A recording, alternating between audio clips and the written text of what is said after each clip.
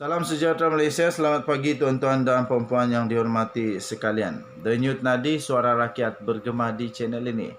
Jangan lupa tekan butang subscribe, like dan share. Okey, ada satu dokumen baru saja diterima. Dokumen ini memang penting, amat-amat membuka mata tuan-tuan dan puan-puan. Antara PKR dan UMNO, mana satu yang bagus? Antara PKR dengan UMNO, mana satu yang pandai rebut peluang?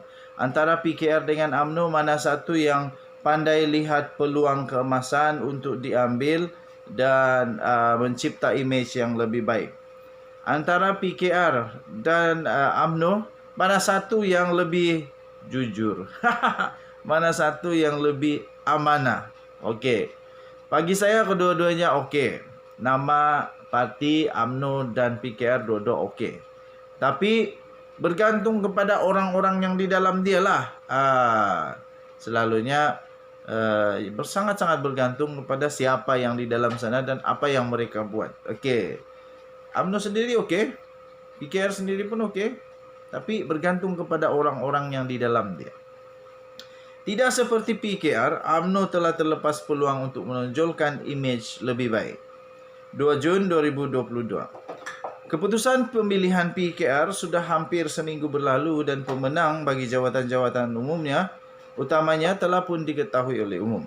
Paling menarik dan diperkatakan ramai tentulah kemenangan Rafizi Ramli bagi jawatan timbalan Presiden PKR setelah berjaya menewaskan pencabarnya Saifuddin Nasution Ismail dengan majoriti besar dan penuh bergaya. Begitupun sehingga hari ini soal berkaitan pemilihan PKR itu masih menjadi tajuk perbualan yang menarik dalam banyak kelompok masyarakat.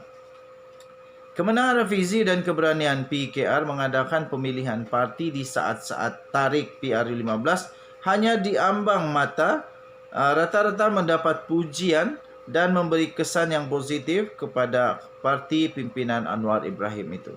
Bahkan ada sekelompok orang masjid yang berusia lewat 70-an ketika berbual-bual turut meletakkan harapan tinggi bahawa kemenangan Rafizi akan membawa sesuatu yang baik untuk masa depan negara Malaysia. Bayangkan kalau golongan tua pun menerima kemenangan Rafizi dengan keyakinan yang positif.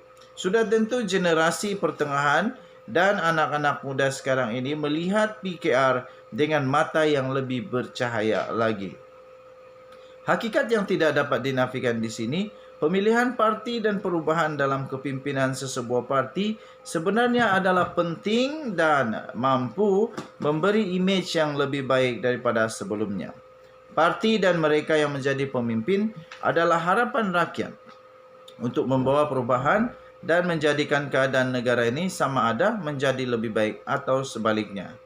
Kalau kepimpinan yang menerajui sebuah parti itu diyakini oleh rakyat dan wibawanya begitu tinggi, ia dengan sendirinya memberi harapan cerah kepada masa depan parti tersebut untuk meraih lebih banyak sokongan dan kepercayaan.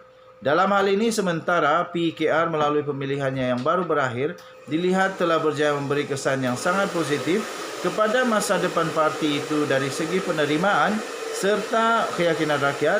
UMNO yang masih menangguh-nangguh pemilihan sebaliknya terlepas peluang membina imej yang baru. Walaupun yang menjadi Perdana Menteri pada ketika ini iaitu daripada UMNO adalah Ismail Sabri Yaakob yang mewakili generasi pasca mereka yang tiada skandal, tiada isu pribadi, malangnya beliau hanyalah naib Presiden UMNO. UMNO secara umumnya masih dalam genggaman kuasa Ahmad Zahid Hamidi selaku presidennya yang banyak waktu perlu memperuntukkan masa untuk turun naik mahkamah kerana menghadapi 87 pertuduhan rasuah, salah guna kuasa dan pengubahan wang haram. Timbalan Presiden UMNO pula, Muhammad Hassan pula adalah pemimpin yang gagal lantaran di bawah kepimpinannya lah UMNO dan Barisan Nasional di Negeri Sembilan buat kali pertama dalam sejarah pilihan raya serta kehilangan kuasa pada 2018 yang lalu.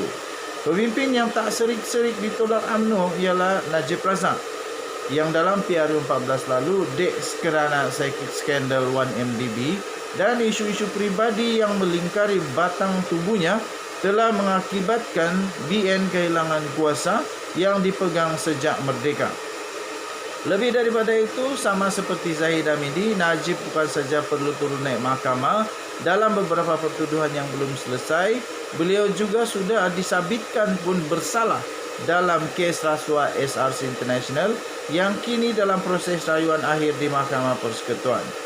Meski demikian, dalam banyak keadaan baik ketika PRN Melaka dan Johor baru-baru ini atau PRUA 15 yang akan datang, di sebalik Zahid Hamidi dan Muhammad atau Tok Mat adalah peneraju parti yang sah, kedudukan Najib seperti lebih tinggi lagi di mata sesetengah mereka yang taksub seolah-olah seumpama sebagai ketua umum atau pemimpin de facto bagi UMNO dan juga Barisan Nasional.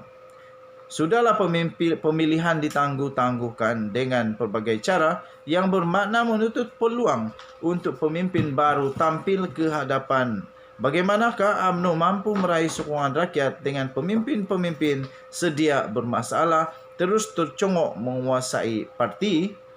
Cuba dilihat di sudut yang positif jika pemilihan UMNO tidak ditangguhkan dan parti itu kemudian berjaya menampilkan pemimpin-pemimpin baru yang tiada isu, tiada skandal, tiada kes mahkamah dalam barisan kepimpinan barunya. Bukankah ia suatu yang amat positif? Tidakkah ia sebenarnya mampu meloncakkan lagi imej dan keyakinan rakyat terhadapnya? Malangnya dengan menangguhkan pemilihan dan memindah perlembagaan untuk memberi ruang pilihan raya diadakan terlebih dahulu dan sekurang-kurangnya 6 bulan kemudian barulah pemilihan parti diadakan, UMNO sebenarnya dek kerana perangai rakus pemimpinnya sendiri dengan sengaja melepaskan peluang keemasan untuk membina dan menonjolkan imejnya yang lebih baik. Ditulis oleh Syahabuddin Husin 2 Jun 2022, diterbitkan di sahabuddin.com.net. Tuan-tuan dan puan-puan, kamu setujukah dengan itu? Saya setuju dengan tajuk daripada Syahabuddin Husin ini, iaitu tidak seperti PKR, UMNO telah terlepas peluang untuk menonjolkan imej yang lebih baik. Betul juga, kalau UMNO telah berjaya buat pemilihan dan orang baru bangkit, orang muda, orang baru menjadi pemimpin, ini boleh jadi rebranding semula kepada UMNO untuk membuat satu penampilan baru, fresh dan juga imej yang baru, imej yang bersih supaya dapat menarik lebih banyak kepercayaan. Okey. So, tuan-tuan dan puan-puan yang dihormati sekalian, denyut nadi suara rakyat bergema di channel ini. Jangan lupa tekan butang subscribe, like dan share. Malaysia kita punya, cintai Malaysiaku, kita jaga kita. Kita lawan COVID sampai Manang. Sekarang belum terlampau Manang, jadi jaga-jaga, mesti sentiasa berjaga-jaga, jaga kesihatan. Musim panas banyak air, perlu diminum. Okey, kita jumpa lagi. Bye-bye.